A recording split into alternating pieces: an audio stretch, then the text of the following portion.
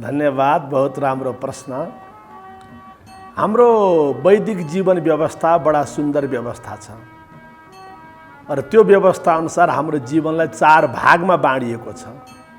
ब्रह्मचर्य आश्रम, गृहस्थ आश्रम, वानप्रस्थ आश्रम र सन्यास आश्रम।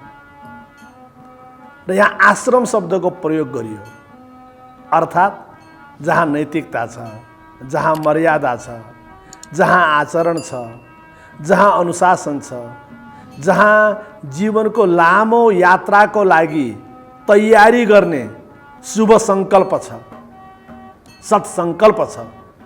त्यसकारण जुन यो आश्रम व्यवस्था बन्यो त्यो आश्रम व्यवस्था अनुसार जानु प्रत्येक व्यक्तिका लागि, हुन त यो वैदिक जीवन व्यवस्था हो, हुन त यो हिन्दू जीवन व्यवस्था हो, हुन त यो हाम्रा हिन्दू ऋषि मुनिहरूले अथवा भनौँ यो आर्यावर्तका ऋषि मुनिहरूले, सिद्धहरूले, बुद्धहरूले, तपस्वीहरूले, ऋषिहरूले दिएको जीवन व्यवस्थापन हो।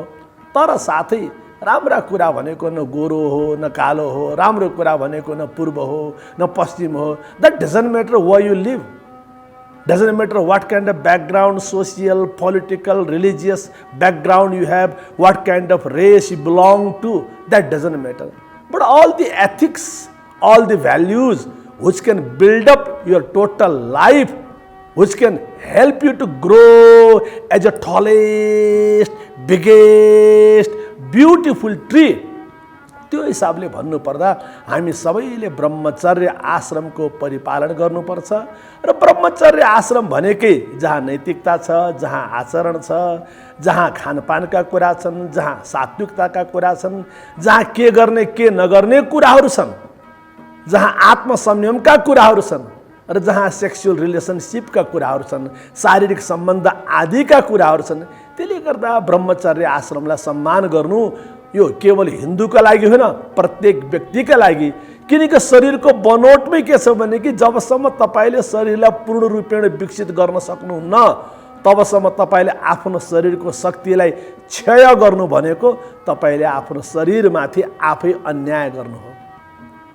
उमेरभन्दा पहिले अर्थात् 25 भन्दा पहिले, ठिक छ 25 भनेको 1 वर्ष 2 वर्षको कम्प्रोमाइज हुन सक्ने अवस्था कहिलेकाहीँ आउला, तर तपाईँले त्योभन्दा पहिले आफ्नो वीर्य क्षय गर्नु भनेको, आफ्नो एनर्जीलाई लुज गर्नु भनेको, आफ्नो तेजलाई, आफ्नो तपलाई, आफ्नो शक्तिलाई, आफ्नो पोटेन्सियलिटीलाई लुज गर्नु भनेको लामो यात्राका लागि तपाईँले धेरै कुरा लुज गर्नु हो। कहिले मौका मिल्यो भने खप्तड स्वामीको आहार विज्ञान पढ्नु होला, स्वास्थ्य विज्ञान पढ्नु होला, विचार विज्ञान पढ्नु होला। एउटा वीर्यको बिन्दु बन्नका लागि कति मात्रामा रक्तको खर्च हुन्छ र त्यो रक्त बन्नका लागि कति मात्रामा अन्य हार्मोन्सको खर्च हुन्छ, अरू रसहरूको खर्च हुन्छ, अनि त्यो रस बिल्डअप हुनको लागि कति मात्रामा आहारको खर्च हुन्छ। यानि कि एउटा वीर्य बन्नको लागि लाखौं लाख रक्त, लाखौं लाख ती रसका प्रवाहहरू, लाखौं लाख ती अन्नका दानाहरू खर्च भएर बल्ल एउटा वीर्य बन्छ। वीर्य लाभे सर्वलाभ। गुरु गोरखनाथले कस्तो कुरा गर्दे, बाप रे बाप। वीर्य लाभे सर्वलाभ। फेरि यसै पनि यो उमेर त के छ, ब्रह्मचर्य। ब्रह्मचर्य भने के? ब्रह्मचर्य भने के? You be very positive, very balanced, very profound, very committed physically, mentally, intellectually, emotionally. कतै कसैको कसैप्रतिको प्रेम हुनु, सद्भाव हुनु, आकर्षण हुनु, कतै कसैप्रति रुचि हुनु, त्यो स्वभाव हो। रुचि त हामीलाई फुल देख्दा पनि हुन्छ, आकर्षण त हामीलाई चन्द्रमाको सौन्दर्य देख्दा पनि हुन्छ।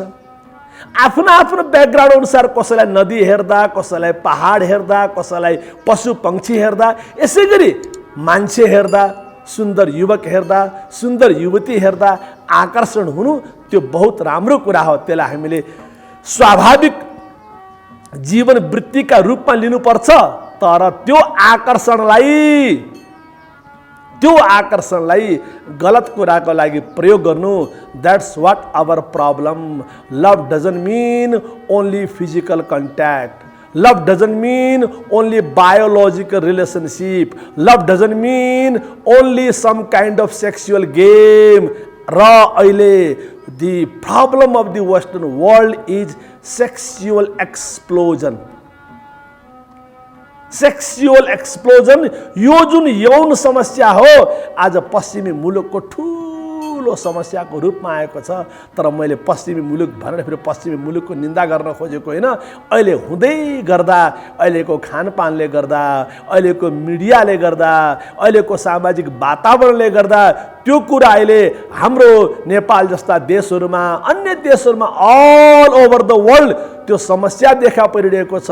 त्यही भएर पहिले परिग्रह, पहिले परिग्रह गर्ने अनि अपरिग्रह गर्ने, पहिले कमाउने अनि रमाउने, पहिले कमाउने अनि रमाउने भनेको जस्तै अहिले त कमाउने बेला हो। विद्या कमाउने, स्वास्थ्य कमाउने, नैतिकता कमाउने, सद्वृत्ति कमाउने। र अहिलेको जुन क्वेसन भाइले राख्नुभयो बडा राम्रो जुन आयो, त्यो क्वेसनलाई ध्यानमा राख्दा अहिले त वीर्य कमाउने, पराक्रम कमाउने। याद राखौं, हामी वीर गोर्खालीका सन्तान हौं र वीर्य कमाउने बेला हो। स्वास्थ्य विज्ञानका हिसाबले, मनोविज्ञानका हिसाबले अहिले यदि हामीले त्यो वीर्य कमाउन सकेनौं, आचार कमाउन सकेनौं, संकल्प कमाउन सकेनौं, स्वास्थ्य कमाउन सकेनौं, सकारात्मक मनोवृत्ति कमाउन सकेनौं, अहिले जग बनाउन सकेनौं भने जीवन नष्ट हुन्छ। अरे जिन्दगीको यात्रा लामो छ, आत्तिने किन? ब्रह्मचर्य आश्रम पछि गृहस्थ आश्रमको आफ्नो सुन्दरता छ, अहिले हतार गर्ने किन? गृहस्थ आश्रम पछि फेरि अर्को सुन्दरता छ, वानप्रस्थ आश्रम, अहिले नै हतार गर्ने किन? फेरि वानप्रस्थ आश्रम पछि अर्को सुन्दरता छ, सन्यास आश्रम, अहिले नै हतार गर्ने किन? त्यही भएर वेदले बडा राम्रो मन्त्र दिएको छ, ओम तच्चक्षुर्देवहितं पुरस्तात् शुक्रमुच्चरत पश्येम शरद शतं शृणुयाम शरद शतं प्रभवाम शरद शतं अदीनाश्याम शरद शतं शतं भूयश्च शरद शतात्। 100 वर्ष बाँच्ने, राम्रो हेरेर, राम्रो बोलेर, राम्रो सुनेर, राम्रो खाएर, राम्रो गरेर, दिनहीन दुर्बल भएर बाँच्ने होइन। र जो व्यक्तिले असमयमा, अनैतिक तरिकाले, अभद्र तरिकाले, असंयुक्त भएर, असन्तुलित भएर, असन्तुष्ट भएर, अत्यन्तै आग्रह राखेर वीर्य नाश गर्छ, फिजिकल कन्ट्याक्टहरू गर्छ, बायोलोजिकल रिलेसनसिपमा, सेक्सुअल रिलेसनसिपमा फस्छ, त्यो व्यक्तिको सारा जीवन नष्ट हुन्छ।